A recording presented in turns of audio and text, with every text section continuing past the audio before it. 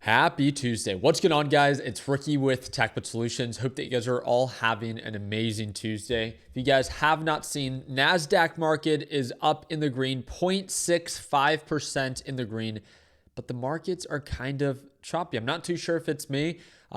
It wasn't until literally the past 30 minutes that I finally took my first trade because one moment the market's pushing up, but then it became overbought and then it aggressively sold off, and it's like, okay, are we going to sell off? But then it did a V-shaped recovery and then came back. It's just a lot of consolidation. So I know a lot of people don't like markets like this. I mean, I'm not necessarily a fan of just the current condition that we have. And the reason why, let me explain, is that markets are consolidating but are in the green. But if you look at the 30-minute or the 1 hour, you can see that we're slightly overbought.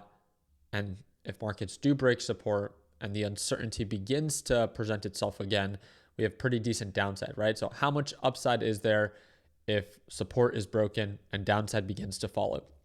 That's the question that I began to ask myself. So, but again, markets are bullish, right? If you look at on the 30-minute time frame, everything is still holding above the moving average, and the EMA price action is still supported by the bulls, which again, you don't really want to trade against that. It's either learning to dance with the market or against it. And until you have confirmation, it really doesn't make sense to be too aggressive. So I wanted to share that with you, that if you feel like the markets are a little bit slower today, it's not just you and it's not just NASDAQ. A lot of these companies pumped up, Oklo pushed up, I don't know how high, but to highs of $96. I don't know the percent. I think it was like 6, 7, maybe 8%. Quickly retraced, came back up. Again, a lot of volatility is presenting itself. The big focus that I have right now is MicroStrategy, with Bitcoin pushing up. Let me see if I can pull it up here. With Bitcoin pushing up as much as it did within a short period of time, like I've said in the past before, I really enjoy when MicroStrategy pumps up and follows Bitcoin, because MicroStrategy has and does such a terrible job holding at those elevated levels. Bitcoin does just fine, right? Like I've said, I'm not a supporter of Bitcoin or crypto, but if you're going to buy a crypto asset, buy the actual asset itself, right? Buy Bitcoin. Why would you ever buy MicroStrategy that dilutes you so they can buy Bitcoin? It just really doesn't make sense to me. This is just my 2 cents. 30-minute time frame. We're testing previous resistance range. This is all technicals, which can completely change if something fundamental is shared or a catalyst-based event is released, right? We're testing a previous resistance range. If we do end up getting rejected here and we go back down to 80,000 per coin on Bitcoin, what do you think is going to happen to MicroStrategy? Well, it's going to probably sell off a lot more, right? Looking at how much it's recovered in such a short period of time, MicroStrategy had a nice recovery, but definitely not as much as Bitcoin has had, right? So a really nice push up. We'll see if this thing actually ends up getting rejected, so it can go back down to retest the 150 per share, and currently trading at the 185 to 190. My current short is at 183.60. And I opened with 500 shares, but I do plan to buy more once direction becomes favorable. But let me make it very clear.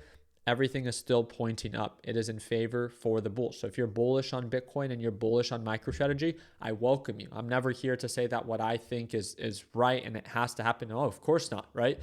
This thing is indicating signs of an uptrend with some higher highs and possible higher lows. It's above the moving average on the 5-minute time frame.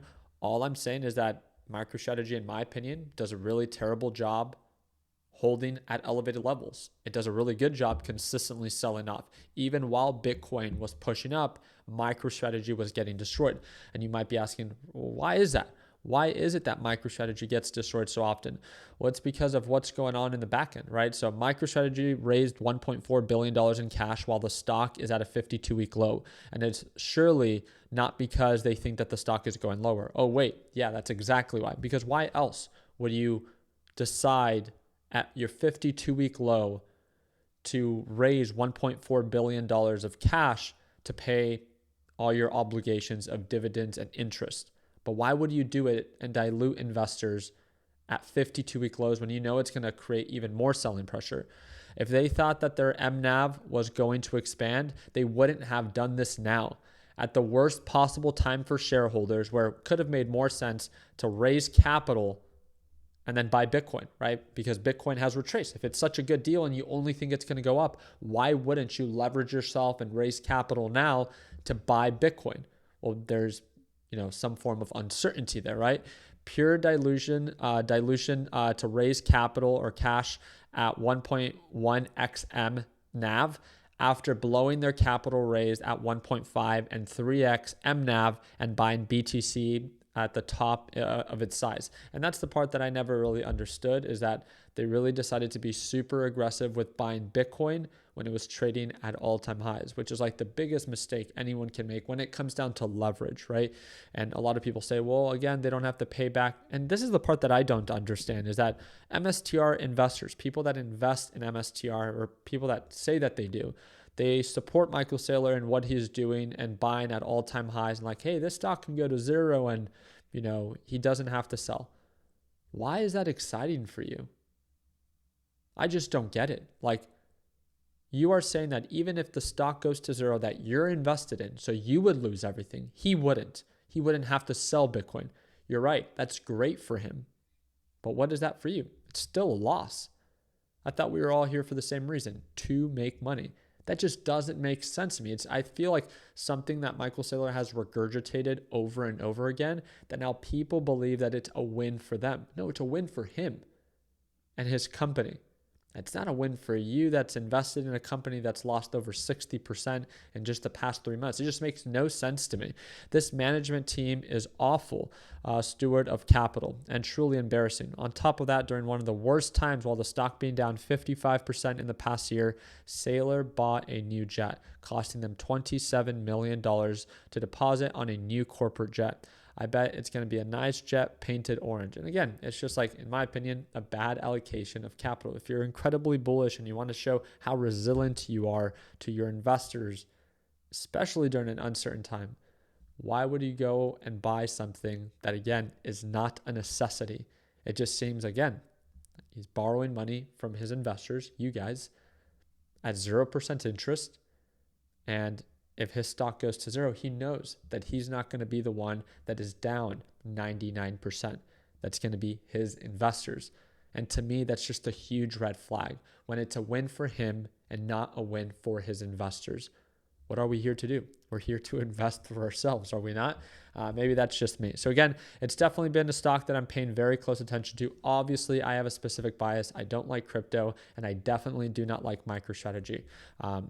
If you're bullish on crypto and you're bullish on MicroStrategy, I respect it. We're all entitled to our own opinion, and I'm never here to convince you that you need to see eye to eye with me. I'm always happy to share my opinion and my why behind the trades that I choose to take and the ideas I choose to share. And to me, MicroStrategy is a failing software business that resorted to buying Bitcoin because they had no other option. Any company that's publicly traded can do exactly what MicroStrategy is doing, but they choose not to because they have an actual viable business to grow. But with MicroStrategy, it's different. So we'll see how things play out. And on top of that, I thought it was quite interesting. I just shared this on my Instagram. President Trump says that there will be no income tax at some point in the not too distant future.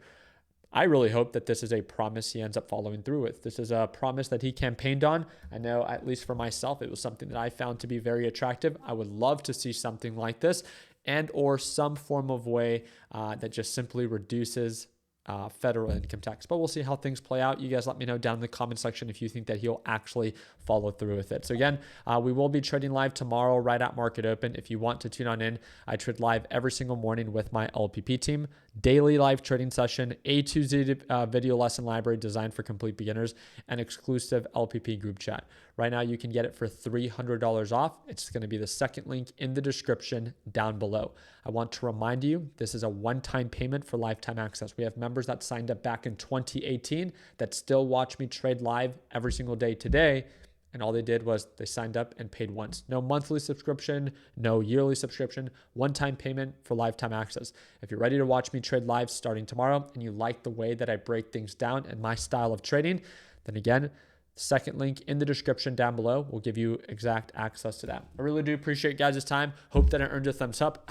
Please consider subscribing. And like always, let's make sure that we end the year on a green note. Take care, team.